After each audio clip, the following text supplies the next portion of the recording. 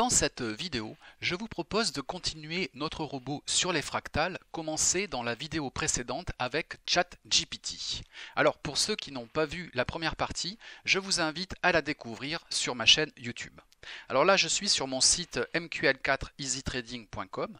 En vous connectant, vous avez accès au code source en cliquant sur l'onglet Blog, puis sur l'onglet Programmation MQL4.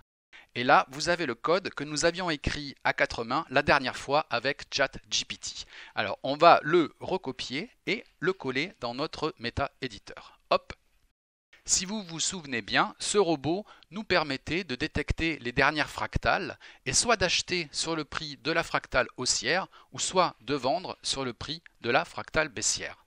Le concept est intéressant, mais dans l'état, on avait vu que sur le long terme, eh bien, ça perd de l'argent, ce qui est logique vu le peu de conditions. Nous allons donc demander à ChatGPT d'améliorer notre stratégie. Nous voici sur ChatGPT. Déjà, ce qu'il faut dire, c'est que c'est super important de garder toujours les mêmes conversations et de les classer par thème. Par exemple, moi, j'ai une discussion sur le PHP où on ne fait que du PHP, une autre sur le JavaScript où on ne fait que du JavaScript, et une autre sur le MQL4. Donc on va ouvrir la discussion de la dernière fois. Et là, je viens juste de lui demander s'il se souvenait de notre robot sur les fractales. Et à la fin, j'ai collé l'ensemble du code. Il me répond « Oui, je me souviens de ce code. C'est un robot qui place des ordres en attente d'achat ou de vente en fonction de la présence de fractales sur le graphique. » Ou si tu veux faire une modification, n'hésite pas à me le dire. Donc ça tombe bien.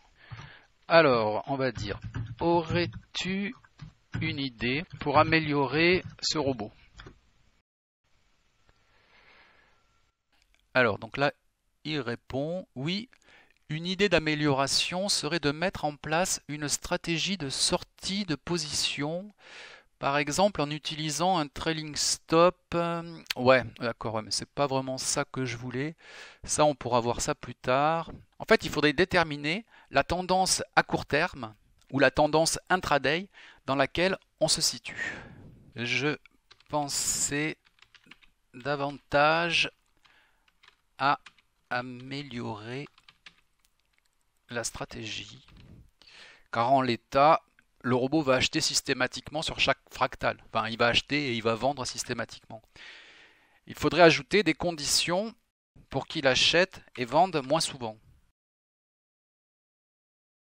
Alors, il est important de ne pas se baser uniquement sur la détection de fractales, mais également sur d'autres critères tels que la tendance générale du marché, le niveau de support et de résistance. Ça, c'est parfait, ça.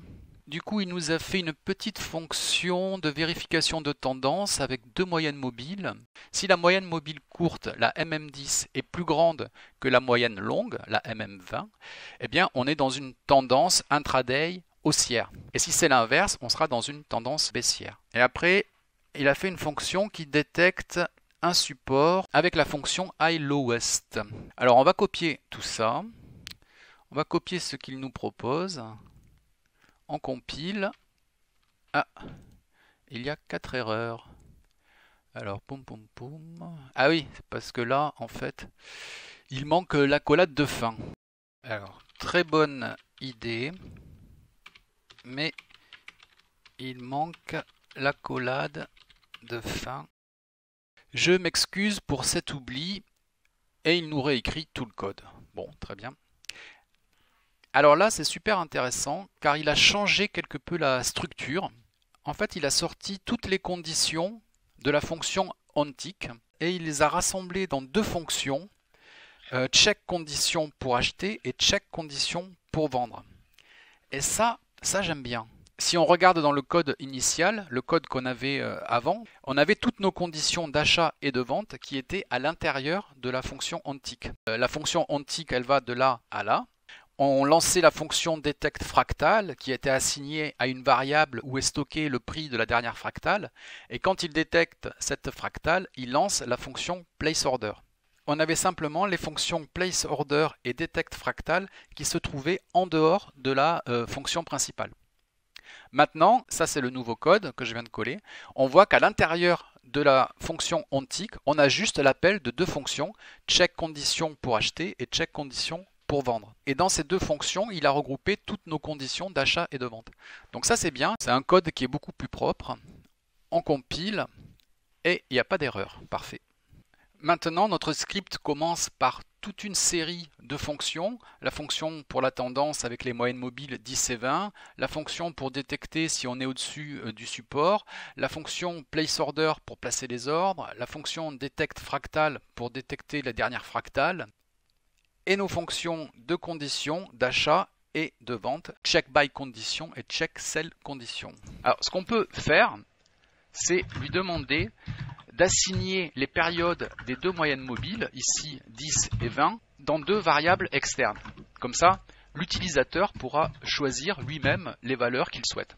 Voilà, il nous a mis deux valeurs externes pour les moyennes mobiles, qui sont paramétrées par défaut à 10 pour la moyenne courte et à 20 pour la plus longue. D'accord. Donc là, en fait, il y a un truc qui ne me plaît pas dans la fonction detect fractal. Ça, c'était notre fonction detect fractal sur le code initial, le code de la dernière fois. Et donc, on voit qu'on avait mis le prix de la fractale haussière et le prix de la fractale baissière. Et selon la dernière fractale qu'il détectait sur les 10 dernières minutes, il retournait soit le prix de la fractale haussière, soit le prix de la fractale baissière. Mais ça peut porter à confusion. Plutôt que d'avoir une fonction qui va détecter la dernière fractale, qu'elle soit haussière ou qu'elle soit baissière, en fait, je voudrais faire deux fonctions distinctes. Une qui détecte les fractales haussières et une autre qui détecte les fractales baissières. Et ça sera quand même beaucoup plus pratique pour nous, pour faire en sorte que pour acheter, il achètera sur le niveau d'une fractale haussière et pour vendre, il vendra sur le niveau d'une fractale baissière. En fait, ça évitera une confusion où il pourrait acheter par exemple sur une fractale baissière ou vendre sur une fractale haussière, ce qui en soi peut être une bonne idée, mais bon, c'est pas l'idée de la stratégie en fait. Donc là, c'est marrant parce que ça le fait réfléchir. On a un peu l'impression qu'il est en train de bugger. Alors bon, là, la fonction, elle n'a pas de nom, ça commence bien. Mais sinon, ok, c'est pour détecter les fractales haussières. Ça semble correct. Et detect bearish fractal, ok, donc ça va être pour les fractales baissières. Bon, ok. Alors, qu'est-ce qu'il dit? Ainsi, pour acheter, on utilise detect bullish fractal pour récupérer le prix de la dernière fractale haussière et pour vendre l'autre. Ok, allez, on est parti. Tac. J'ai mis mes deux fonctions séparées en début de code. Donc ça, c'est pour détecter les fractales haussières. Et ici, bearish, ça sera pour détecter les fractales baissières. Ensuite, on a notre fonction de tendance avec les moyennes mobiles 10 et 20 par défaut. Puis, on a une fonction pour détecter si on est au-dessus du support. Et pour vendre, je lui ai demandé de faire une fonction qui détecte la dernière résistance pour voir en fait si les prix sont bien en dessous de cette résistance si on veut vendre. Et ensuite, on a la fonction placeOrder. Et enfin, nos deux fonctions de condition.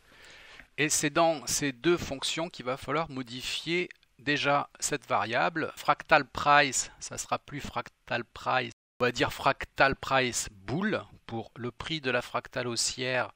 Et ce prix-là, il sera égal à notre fonction qui détecte la fractale haussière. Donc c'est plus detect fractal, mais detect bullish fractal. Et on va faire pareil pour la vente, pour les conditions de vente. Donc c'est fractal price bear. Ici également le prix d'achat, ça sera sur fractal price bull. Le stop loss et le take profit, il sera indexé par rapport au prix de la fractale haussière. Pareil pour la fractale baissière. Donc je copie la fonction detect bearish fractal que je vais remplacer ici. Voilà. Et ensuite, il faut remplacer toutes les valeurs. Oui, ça aussi. Fractal price aussi. Alors voilà, fractal price, ça sera fractal price bear. Le bid, c'est pas le bid, mais c'est fractal price beer. Ça, c'est parce que j'avais testé un truc. Voilà, ici aussi, c'est fractal price beer. Donc, on vend sur le prix de la fractale baissière et on met le stop à 25 points au-dessus et le take profit à 50 points en dessous. Et là, également, c'est fractal price bull. Voilà, je compile et là, j'ai pas d'erreur. Donc, je pense que je suis bon. J'ai lancé un backtest du robot sur une période de 2 ans. On gagne 18,57 € pour 171 trades passés. Donc, c'est pas trop mal. Par contre, je m'aperçois qu'on a un problème. En fait, le robot ne passe que des ordres d'achat.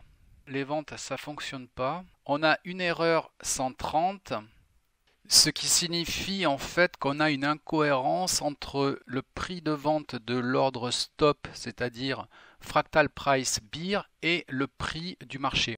Par exemple, pour acheter en blanc, c'est la moyenne mobile 10 et en rouge, c'est la moyenne mobile 20. Donc, il faut que la moyenne mobile 10, elle soit au-dessus de la moyenne mobile 20. Le dernier point bas connu, si on remonte à peu près sur une heure, ça serait à peu près ce point-là. Donc, il faut qu'on soit au-dessus du dernier support. Donc, on est bien au-dessus. Le prix d'achat, il sera au niveau de la dernière fractale haussière. Donc là, c'est ici, ça sera à 12 042. Et le prix du marché, pour que l'ordre stop soit valide, le prix du marché, il doit être comme maintenant en dessous du prix de la fractale haussière. Donc on va le spécifier dans nos conditions d'achat. On va dire que le prix de la demande, il soit bien plus petit que le prix fractal price bull, pour qu'on ait vraiment un ordre d'achat stop qui soit valide. Et on va faire pareil pour les ventes. Donc le bid, il doit être plus grand que mon prix fractal price beer. Déjà, on compile, voilà. En faisant ça, logiquement, je ne devrais plus avoir mon erreur 130. On va vérifier. On va relancer le backtest. Alors déjà, on n'a plus d'erreur 130, mais en revanche, on n'a toujours que des achats. On n'a pas de vente qui se déclenche. Donc, à mon avis, on doit avoir un problème ou dans la fonction trend-up ou dans la fonction qui calcule si on est bien au-dessus de la résistance. Ok, en fait, j'ai compris l'erreur. Là, il s'est trompé, en fait. Cette fonction highest, si je vais à la définition, ça ne retourne pas le point le plus haut. Ça retourne le shift, c'est-à-dire le nombre de bougies par rapport à maintenant. Et là, je vous renvoie sur mon cours sur Udemy, apprendre à coder des robots de trading en MQL4, où justement on voit dans le programme plein de choses, les boucles, les fonctions, les variables, le money management, les trailing stop, plein de stratégies, et notamment en fait ces deux fonctions high highest et high lowest. Si on reprend cet exemple, on va dire que cette bougie, c'est celle-là qui a fait le plus haut, qui est à 14h04. Comme maintenant il est à peu près 15h06, elle se trouve à 62 minutes. Et c'est ce chiffre-là, 62, que cette fonction highest va retourner. Donc forcément, pour le support, ça marchait parce qu'à chaque fois, le prix de l'offre ou de la demande, il est forcément toujours supérieur à 60 ou 30 ou 40. Par contre, sur la résistance, ça marchait jamais puisque les prix, ils étaient toujours plus hauts que 60 ou 80. Et donc, systématiquement, cette fonction, elle retournait faux. Ce qu'il faut faire là, c'est que ici, c'est pas résistance qu'il fallait écrire, c'est la variable prédéfinie I de cette valeur résistance. Donc résistance entre crochets. J'ai trouvé pourquoi les ventes ne fonctionnaient pas. Ah bon, qu'est-ce qui n'allait pas avec les ventes? En fait, tu as fait une erreur. Tu as fait une erreur dans tes fonctions pour détecter le support et la résistance. Alors, qu'est-ce qui répond? Je vois, merci pour la clarification.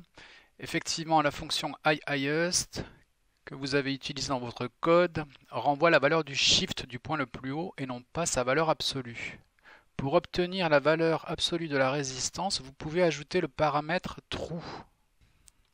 Ou alors, on peut faire, hop, et je vais lui copier mon code et le coller, tac.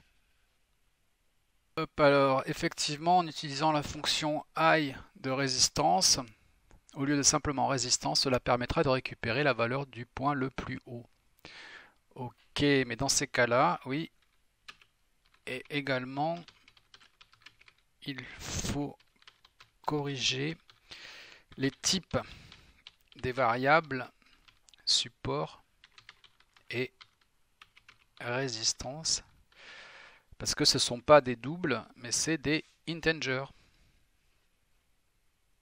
Je vais les remplacer directement, ça ira plus vite. Donc là, int, et là, c'est un int.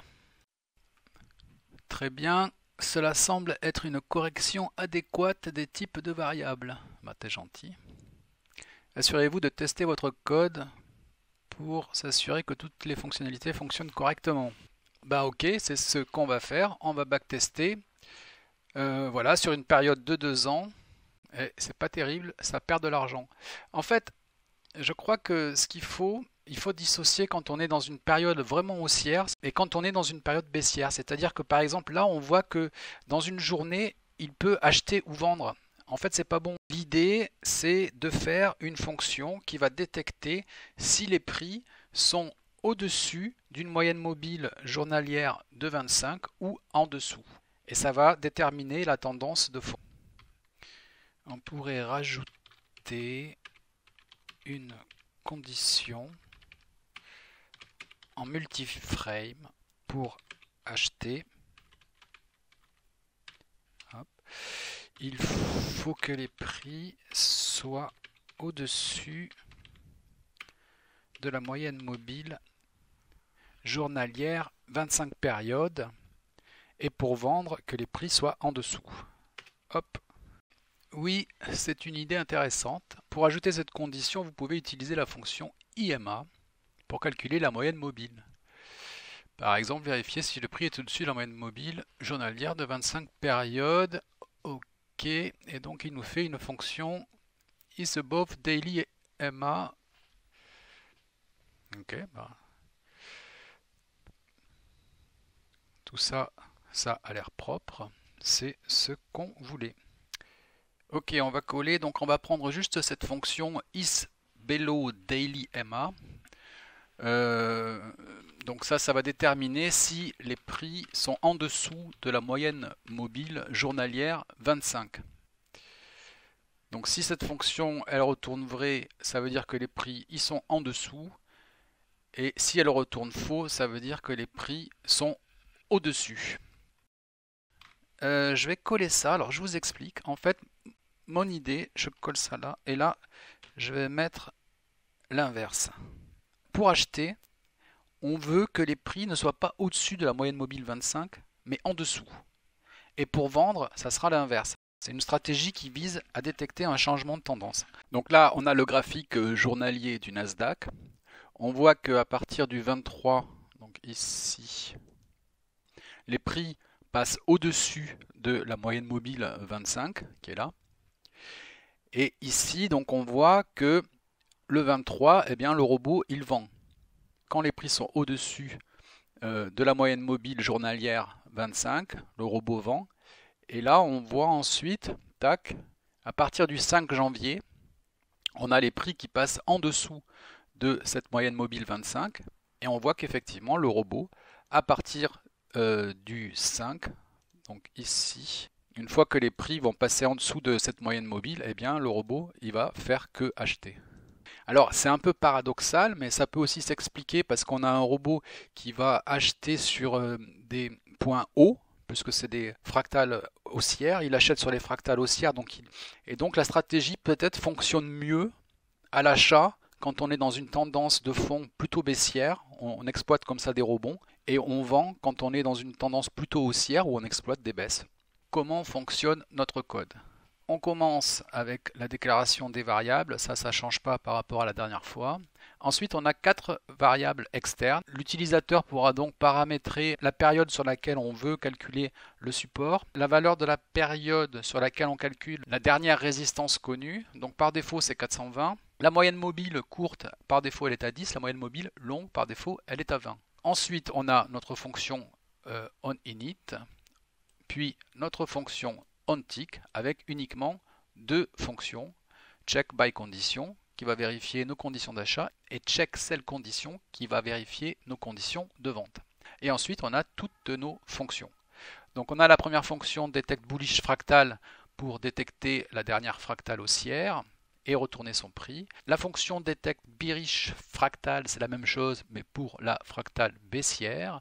On a la fonction isTrendUp avec en paramètre les moyennes mobiles qui sont ajustables, qui détermine si la moyenne mobile courte est au-dessus de la moyenne mobile 20, ce qui sous-entend qu'on est dans une tendance intraday haussière. On a notre fonction isAboveSupport avec comme paramètre la période. L'utilisateur peut régler sur combien de minutes il souhaite qu'on détermine le dernier support, et également la même chose pour la résistance. Et la fonction isBelowDailyMA, donc est-ce qu'on est en dessous de la moyenne mobile journalière. Notre fonction placeOrder qui nous permet de placer notre ordre. Et là, j'attire votre attention sur le fait qu'il n'y a pas d'expiration. On peut avoir un ordre qui est envoyé sur le marché. Le robot ne peut passer qu'un seul ordre à la fois. Et on peut très bien se retrouver avec un ordre qui est envoyé sur le marché et qui ne va jamais être exécuté et qui va rester sur le marché 1 jour, 2 jours, 3 jours, 1 mois, 2 mois, 3 mois, une année, on ne sait pas. Donc ça c'est quelque chose qu'il faut en tenir compte. Et puis donc nos conditions d'achat, il faut que TendUp retourne vrai, c'est-à-dire que la moyenne courte elle soit au-dessus de la moyenne longue. Il faut qu'on soit au-dessus du support et il faut qu'on soit en dessous de notre moyenne mobile journalière. Si ces conditions sont réunies, on détecte la dernière fractale et si le prix d'achat il est en dessous de cette dernière fractale, on envoie un ordre d'achat stop. J'ai changé le take profit, il est à 150 points et le stop loss il est à 25 points. Et c'est pareil pour les ventes. On compile, on n'a pas d'erreur. Et on va tester. Quand on lance le robot, on aura des paramètres d'entrée. On a dit que c'était ajustable. On peut régler sur combien de minutes on veut détecter le dernier support ou la dernière résistance. Et également les 2 moyennes mobiles intraday. Par défaut sont 10 et 20. Ça, vous pouvez vous amuser à les changer pour essayer d'optimiser selon le marché. On va lancer le backtest sans graphique. Nous sommes sur le Nasdaq. On va prendre une période de 2 ans. Et là voilà, on se retrouve avec un petit robot qui a passé 104 ordres sur 2 ans. Des ordres d'achat et des ordres de vente. Et qui est bloqué. Parce qu'en fait, je pense que ce qui doit se passer, c'est que là, il a mis un ordre sur le marché qui n'a jamais été exécuté. Sur un point bas. Et le robot donc ne passe plus d'ordre à cause de cet ordre-là qui est toujours sur le marché en fait.